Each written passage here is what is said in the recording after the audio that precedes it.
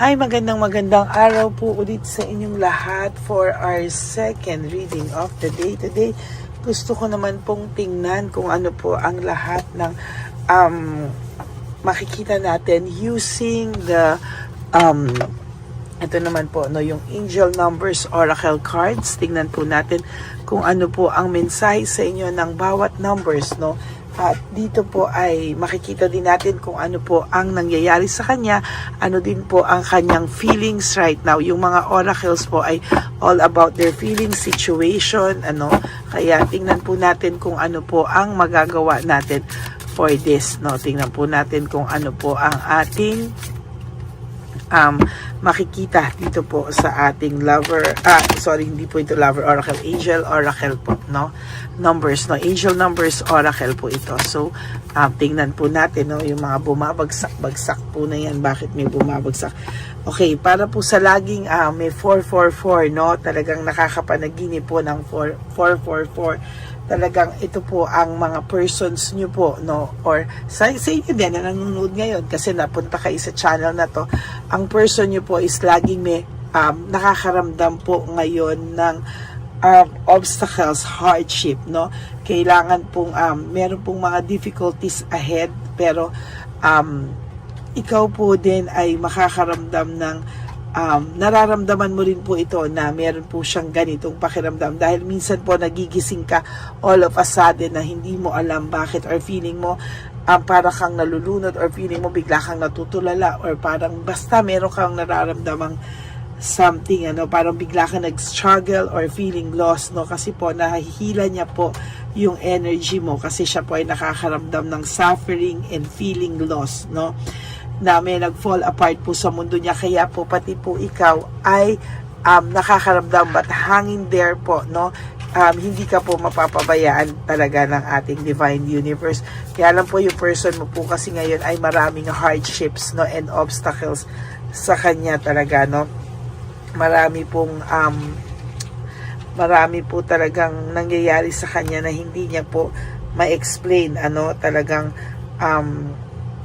sa buhay mo po nagulat ka rin po sa major transformation, ano, na nangyari sa buhay mo. Marami pong opportunity na darating sa iyo, ipaprocess mo po yan, ano. Wag mo po isipin na biktima ka ng circumstances. Sa totoo lang po, nakalabas ka na po, at siya naman po ang magkakaroon ka na po ng success along the way or in the long run, ano.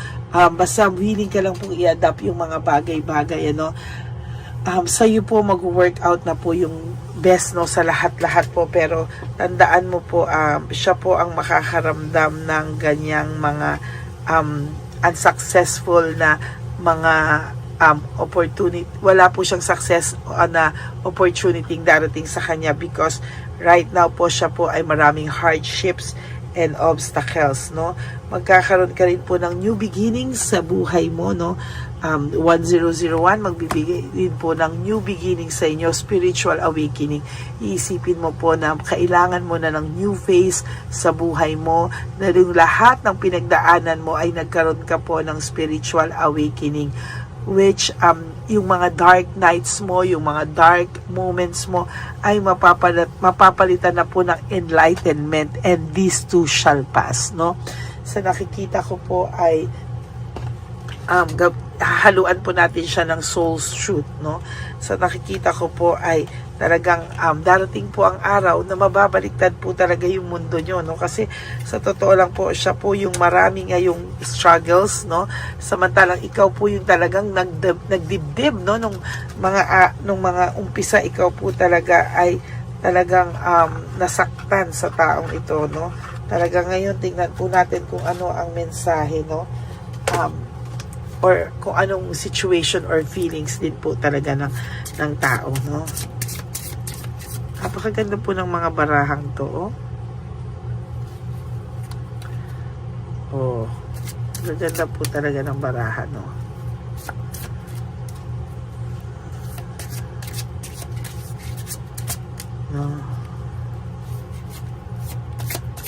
Pero bago pa po kasi, kaya nahihirapan din akong i-ano.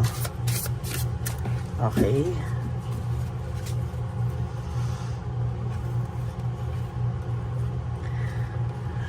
sunugin mo na daw po lahat ng mga memories ng nakaraan, ano. Ang sabi po dito talaga ay marami ka pong pwedeng yung mga lies and pains na ginawa niya sa iyo, yung shame, yung pagdikta po sa iyo, no, yung mga criticism po, ay lahat po yan ay sinasabi daw ay talaga daw i-burn mo na sa nakaraan, ano. At kailangan mo raw na gumawa ng choice sa buhay mo na will no longer let the past define you. Hindi mo na po kailangan yung mga sakit na yan na i-define ka niyan, at lahat ng mga blames na ginawa niya sa iyo, sakit na ginawa niya sa iyo, kailangan mo raw pong isipin what will your next chapter look like. Parang ang nangyayari po dito, wag mo na po siyang isipin dahil po lahat po ng ginawa niya sa iyo ay mapapabuti ka po, no. Siya po ang hindi mapapabuti, no. Talagang sinasabi ko po sa iyo na ngayon po talagang hindi mo na po kasi alam kailan ka huling tumawa, hindi mo na po alam kung kailan ka huling ngumiti mula talaga sa puso mo, no. Talagang sabi ko nga sa iyo, hindi mo na kailangan po yung mga pang-blame niya sa'yo. Talagang blame ka talaga ng taong to, no? Talagang ikaw ang sinisi ng taong ito sa lahat-lahat ng mga kasalanan ginawa niya, no? Talagang binaliktad ka po niya talaga. At napakadami raw pong excuses, oh.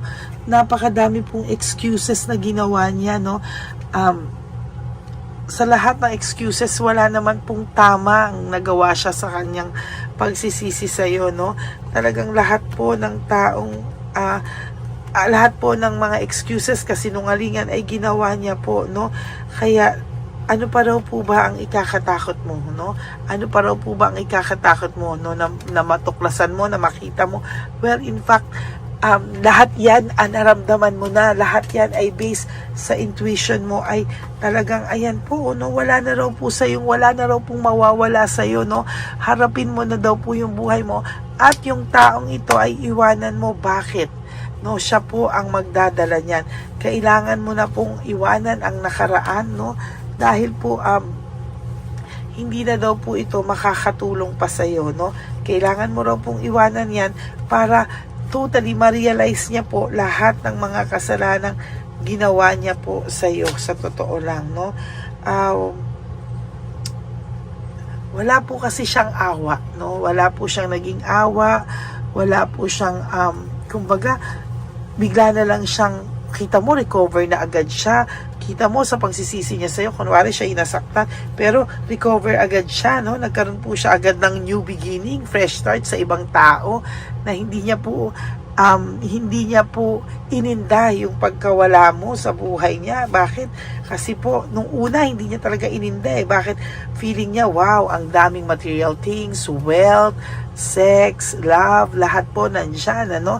Parang ang pakiramdam niya po is maa-achieve niya po lahat, no? Sa finances, ang dami po, no? Or yung feeling ng in love, feeling na kung ano man, no? Pero ang dami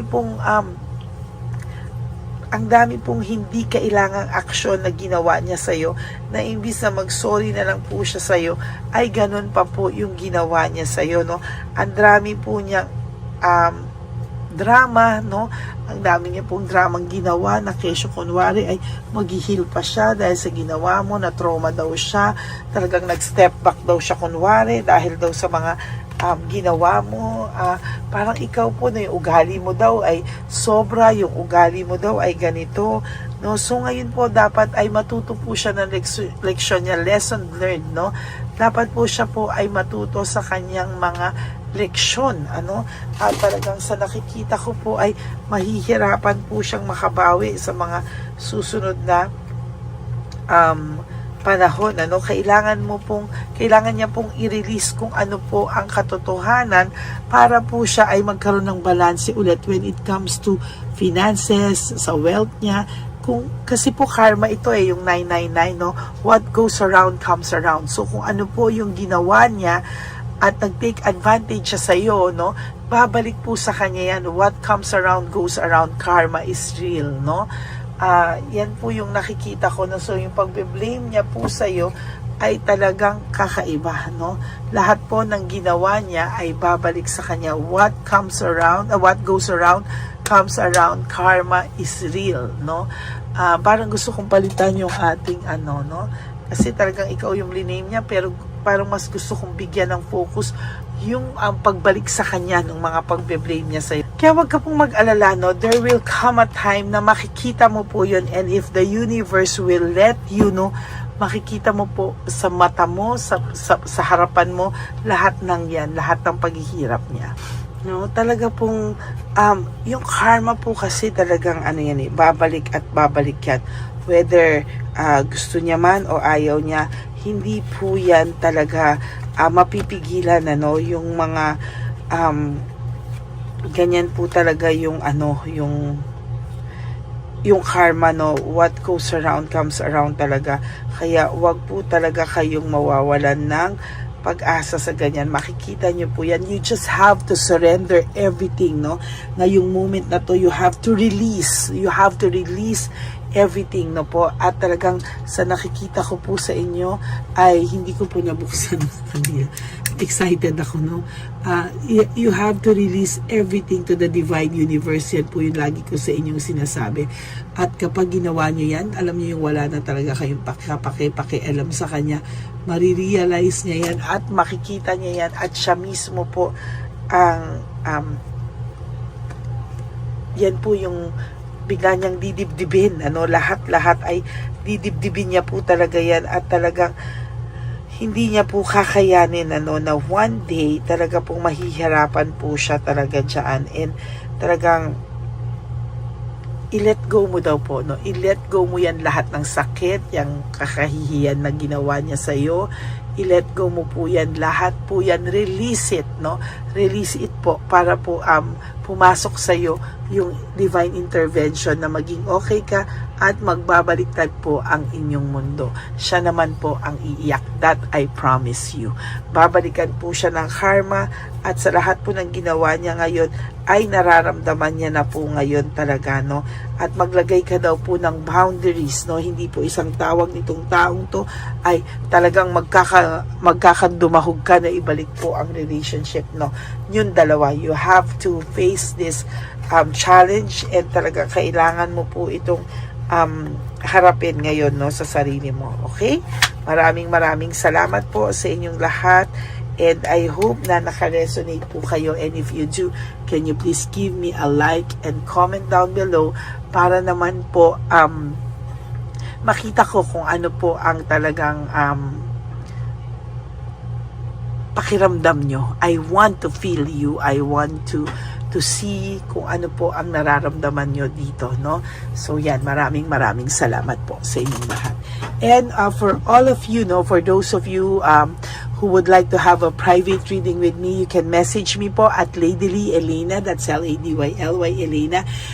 Nasa pinakadulo po yan ng aking video. That is my only official and legit FB and Messenger account. Maraming salamat po sa inyong lahat. Thank you from the bottom of my heart.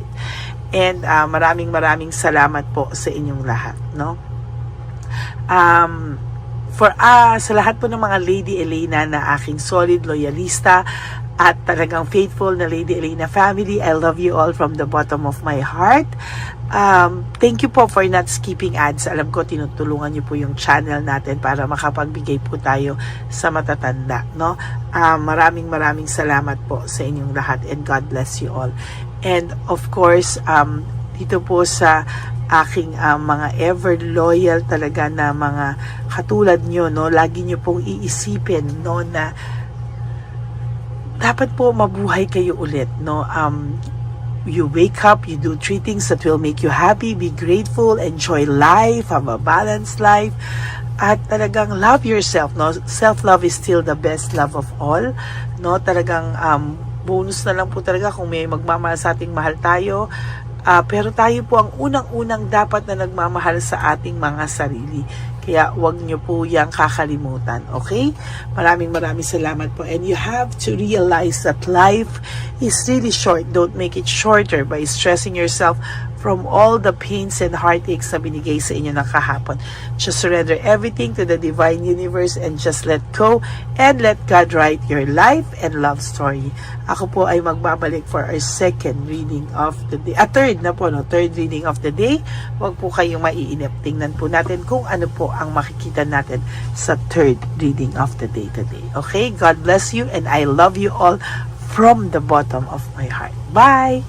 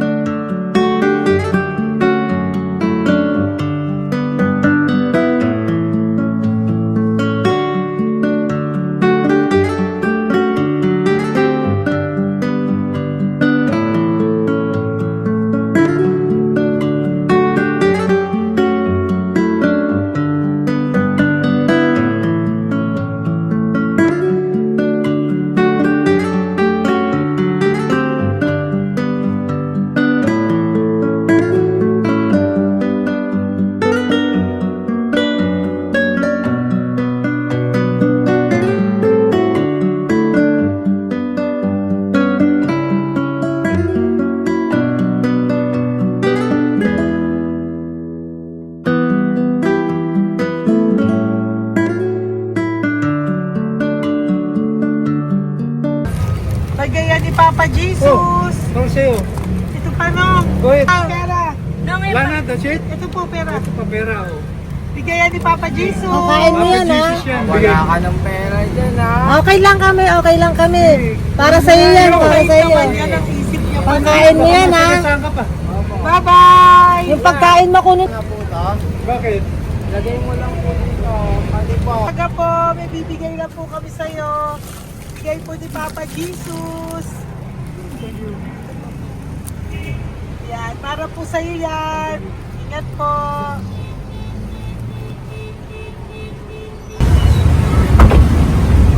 Gandang tanghali po. May bigay po si Papa Jesus sa inyo. Salamat po. Salamat po. Ito po. Salamat po. Tigisa po kayo sa Ampaw. Thank you po. God bless po, nanay. Ingat po kayo lahat. Apo, apo, apo. Panginoon po. God bless.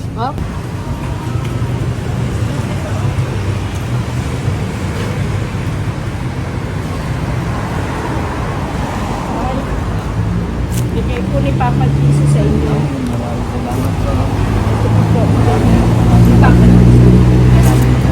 God bless po. Kuya, pangkain mo po yan, ha? Kain ka ba nandyan? Hindi po. Tindahan po. Ah! Sa Music Ministry. Doon ka nakapwesto. Opo. Sige po, bye po. Dapat po, inip.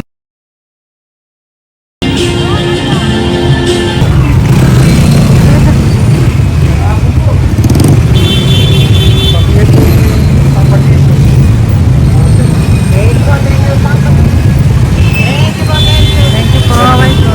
Meron pa bigay ko yung Papa Jesus. Yun.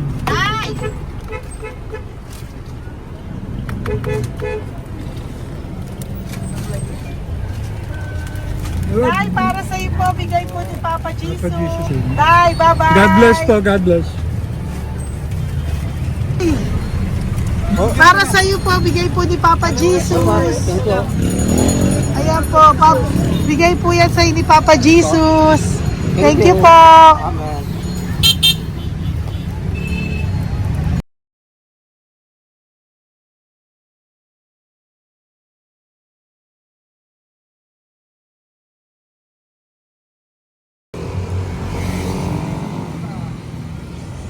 Bigay ni Papa Jesus.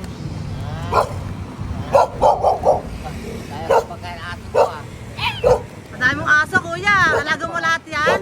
O, nagkait. Kaya sa isya, nasa iba. Kalagala. Ay, talaga. Salamat po. Kalagala ko. E, paano pagkain yan, kuya? Saan mo kinukuha? Sa tambay ko. Lahat. Ang dami. Ang dami niya pong aso. Ito. Ang daming aso ni kuya. Sais. May nagbibigay sa inyo pagkain. Nangangalakal ako. Okay po. Tapos, Hayaan mo kuya, pag nadaan ako, bibigyan kita ng dog food dito, ha? oo. Dito ka lang ba lagi? Dito ako lang tutulong. Okay po, sige. Okay po. Marami din akong aso sa bahay, eh. Salamat po. Okay po. Isa. Kuya, pangkain mo yan, kuya.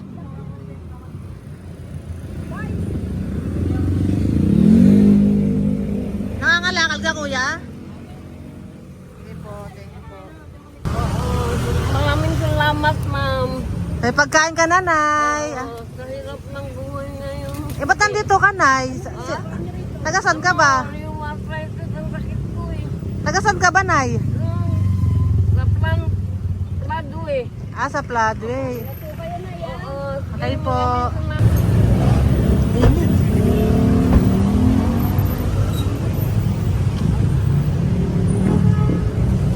Nay! Bibigay ako sa'yo. Matandaan mo na ako. Ito. Hapon po. Si tatay. Si tatay. Thank you, Nay. Habay po.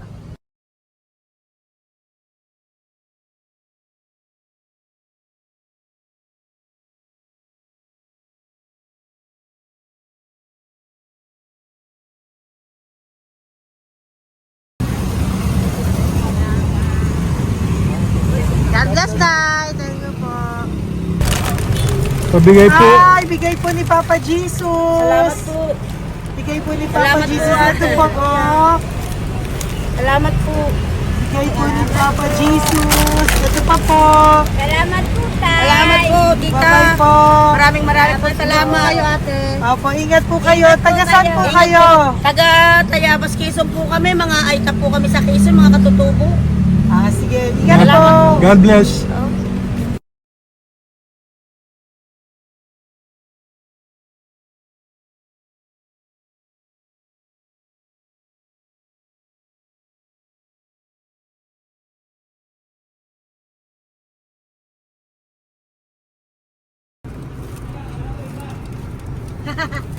Tay, Tinatawag niya bigay po ni Papa Jesus. Thank you po.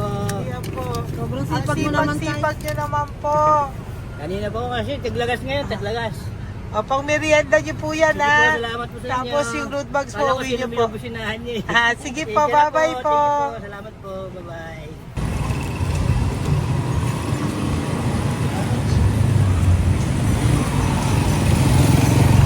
Brother. Basta. Pabigay ni Papa Jesus. Sa'yo. Ang kaya mo yan. Ba't hindi ka makatayo? Na ano ka? Okay. Sige, bye-bye. Hello po. sa inyo po, bigay ni Papa Jesus. Thank you very much. Hindi po, bye-bye po. God bless you. Tay, magandang hapon po. Bigay po ni Papa Jesus. Ito pa po, Tay. Para sa inyo po. Bye-bye po.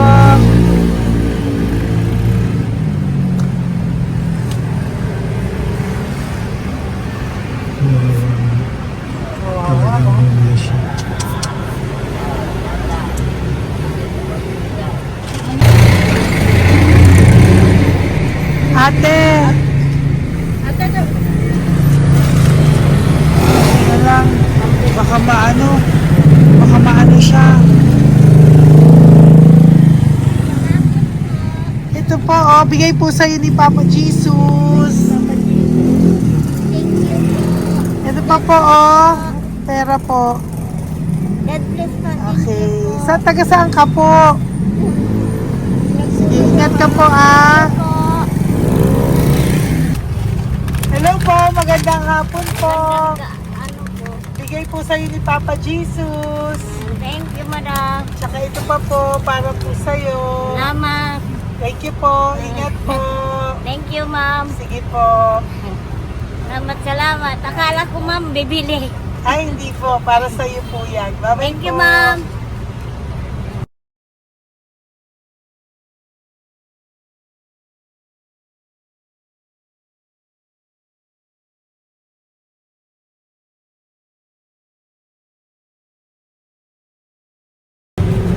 Hi. Hirap na hirap. Bibigay po ako ng buso. Hirap Dito siya. po tayo, dito sa kabila. Ano mo siya, lies pa yan. Kawawa naman. Hi, magandang araw po. Lord. Bigay po ni Papa Jesus. Ay, ito po, ano, pangdagdag po. Dagdag po, bigay po ni Papa Jesus. Thank you po. Thank you po, Kawawa ma'am. naman. Diyos ko, hindi na siya makaano mo. Ano? Pagkabot, may tataligid lahat. Ano kami yun? Nalimulit ko lang. Siyempre, ang bigat niyan.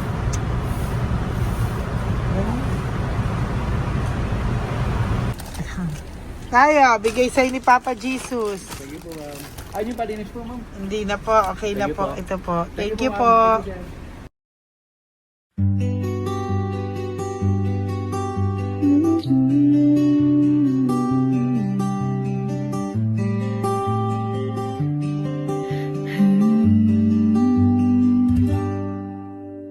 Nasa panahon ako ng kalungkutan,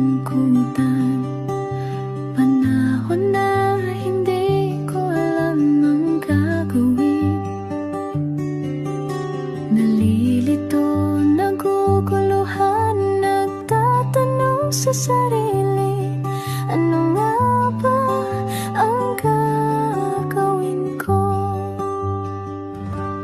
Nang biglang nag-browse ako sa YouTube at biglang lumabas ang channel mo, ang mensahe na noon ay nilabas mo.